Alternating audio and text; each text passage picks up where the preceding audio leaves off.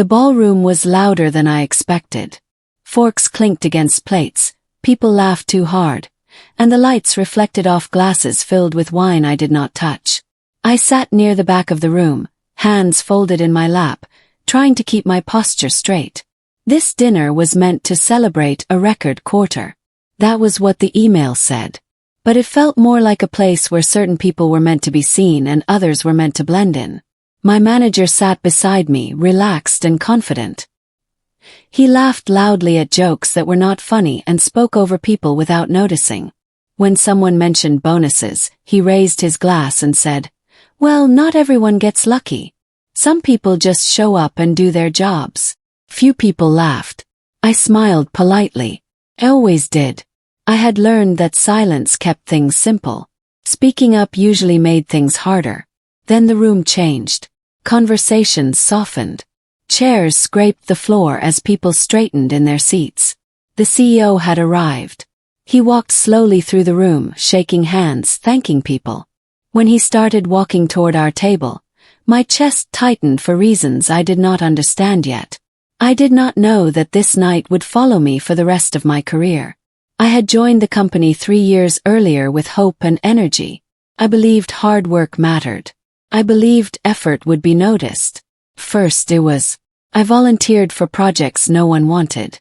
I stayed late. I helped co-workers meet deadlines. I thought being useful would protect me. My manager noticed too, just not the way I expected. He was good at speaking. Good at taking messy work and presenting it cleanly as if it were always his plan. When projects went well, his name was mentioned. When they struggled, the work quietly came to me.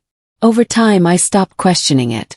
6 months earlier, a failing project landed in my inbox late on a Friday night. No meeting, no praise. Just a message asking if I could take a look. I worked every night that week. I skipped weekends. I fixed problems no one wanted to claim. When the project succeeded, it saved the company money and embarrassment. The CEO noticed. I did not know that yet. The CEO stopped at our table with a calm smile. He greeted everyone briefly, then looked at me. "I'm glad to finally meet you," he said. "You made a real difference this year." I felt heat rush to my face. "Thank you," I said. Then he added, almost casually, "I hope that bonus helped. You earned it." The words did not make sense at first. "I'm sorry," I said carefully. "I don't think I received a bonus." The table went quiet. The CEO turned slowly toward my manager.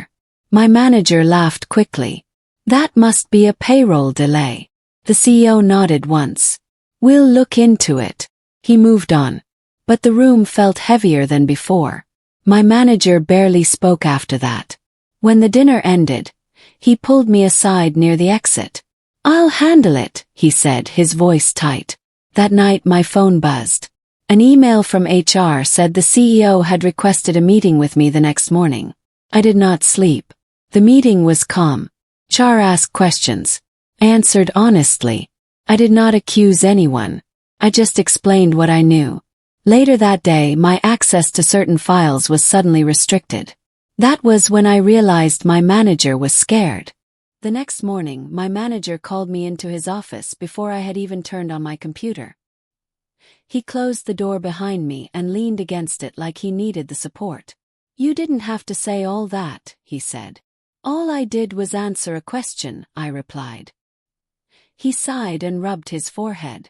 This didn't need to involve HR or the CEO. Things like this get handled quietly. I stayed calm.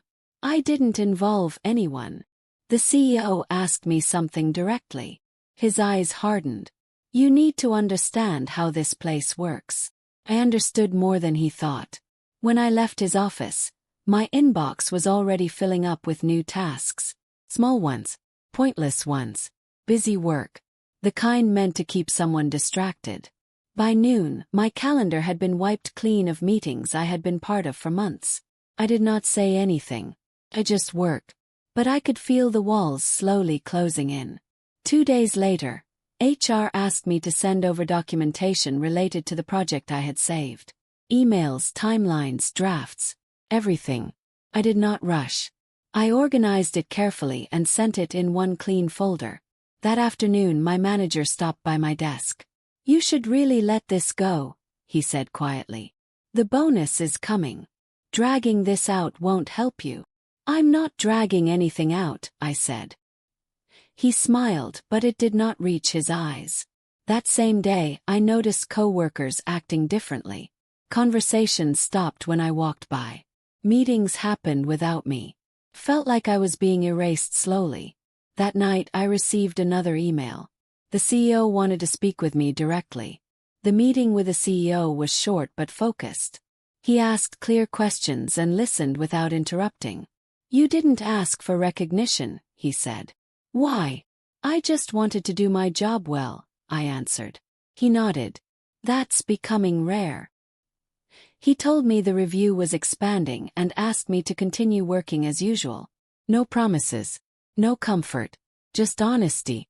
When I returned to my desk, my manager was watching me from across the room. For the first time, he looked unsure.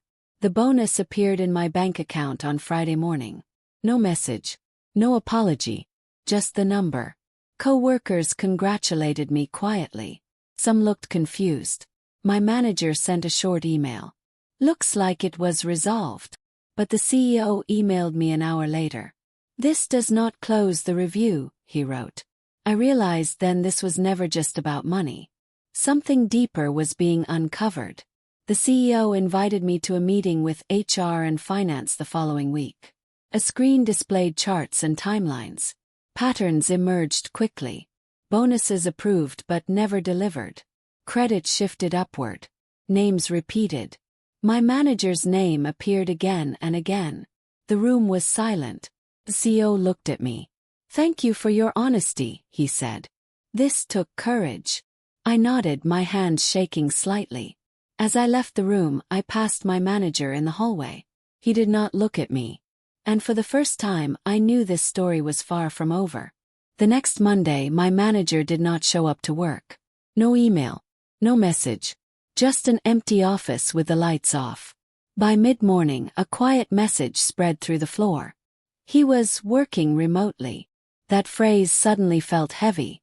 Meetings he usually ran were either cancelled or reassigned. HR asked me to step into one of those meetings, just to answer questions about the project. It felt strange sitting at the table where I used to listen quietly. People looked at me differently now. Not with pity, with attention. That afternoon, the CEO sent a brief email to the department. It said a review was ongoing and asked everyone to cooperate fully.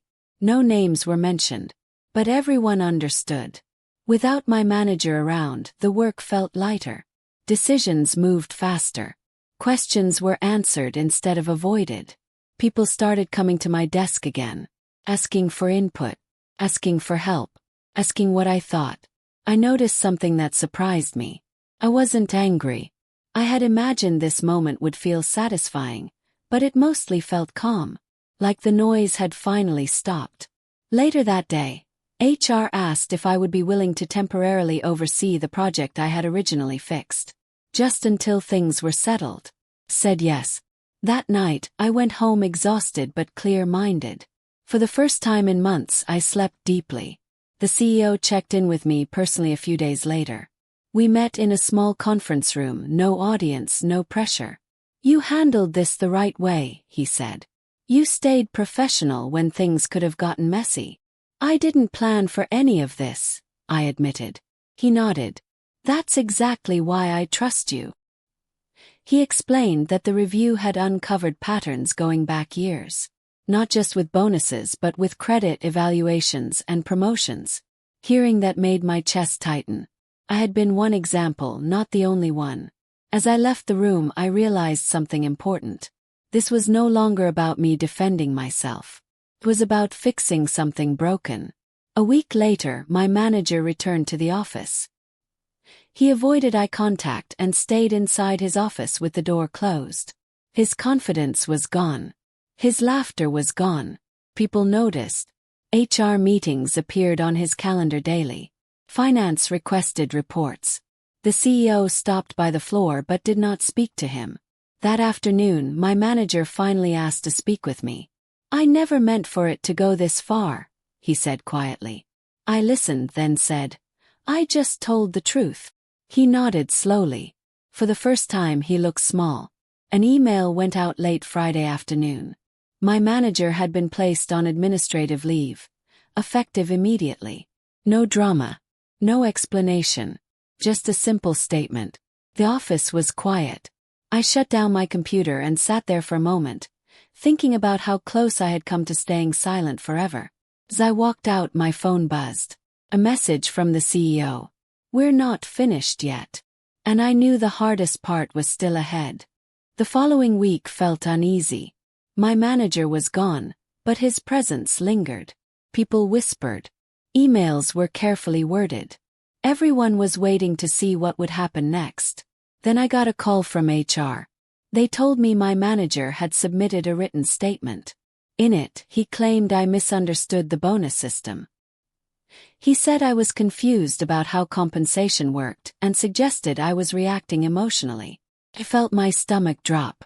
It was subtle but clear. He was trying to protect himself by making me look unreliable. HR asked if I wanted to respond. Said yes, only with facts. That night, I went through old folders I had never deleted. Performance reviews, meeting notes, emails where he praised my work, messages where he promised things in writing. I realized something important. He had built his defense on memory. I had built mine on records. The next morning I submitted a timeline. Every raise discussed. Every bonus promised. Every time credit shifted after my work was complete. HR thanked me and said the CEO would review everything personally. When I walked back to my desk, I felt steady. This was no longer a fight. It was a reckoning. 2 days later, the CEO called me in again. This time finance was there too. They asked direct questions. I gave direct answers. No emotion. No exaggeration. Halfway through the meeting, the CEO leaned back and sighed. This pattern is clear, he said. He explained that similar complaints had been quietly settled before. Not loudly enough to stop the behavior. Just enough to make it go away. That was when it hit me. My manager thought this would pass like the others. It would not. Word reached me that my manager was asking around. He wanted references. He wanted people to vouch for him. He wanted allies. Most people stayed quiet. Few came forward. Not for him. For me. One coworker told HR how he had taken credit during a client presentation. Another mentioned how bonuses always disappeared after women-led projects. I had never asked them to speak. They chose to. That support changed everything. On Friday afternoon, the CEO sent a company-wide email. It announced a formal review of compensation practices and management conduct. New policies. Clear documentation. Oversight from finance. At the end of the message was one line that made my hands shake. Accountability applies to everyone, regardless of title. That evening, as I packed up my desk, I understood something. The outcome was coming. Not loudly, not dramatically, but permanently. And my manager knew it. Monday morning, the CEO asked me to come in early. When I walked into his office, my former manager was already there. He looked tired. Not angry. Just cornered. The CEO didn't raise his voice. He didn't need to. He laid out the findings. Missing bonuses. Rewritten reports. Pattern of redirecting credit upward. Everything documented. Everything verified. Then he turned to me. He apologized. Directly. Clearly. I should have seen this sooner, he said. My manager tried to speak, but the CEO held up a hand. This is not a debate, he said. I felt my chest tighten. I knew this was it. HR handled it the same day. My manager was placed on leave while the final steps were completed. No announcement. No spectacle. Just removal. By afternoon, my bonus appeared in my account. Not just this year's. Previous one too. With interest. Finance followed up with corrected paperwork. Titles adjusted. Credit reassigned. Then something unexpected happened. The CEO asked me to step into my manager's role temporarily. Not as a favor, he said. As recognition. Accepted. Quietly. When I sat at that desk for the first time, it felt surreal. But it also felt earned. The official announcement went out 2 days later. My manager had resigned. The email was short. Professional. Final. What followed was louder.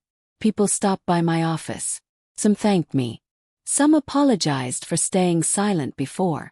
One woman told me she almost quit last year because of him. I stayed because of you, she said.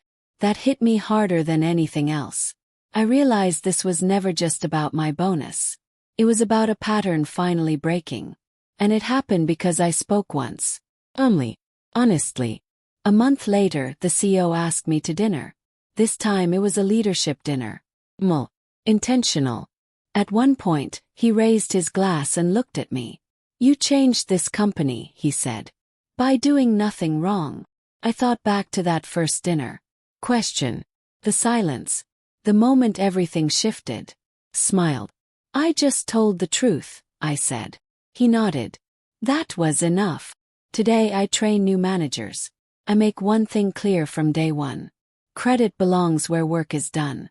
Promises are written. Bonuses are tracked. Silence is not protection. Sometimes people ask how I knew when to speak up. I always say the same thing. I didn't plan revenge. I planned honesty. And in the end, that's what won. Not loudly. Not illegally. Not cruelly. But completely. And this time no one could take it from me.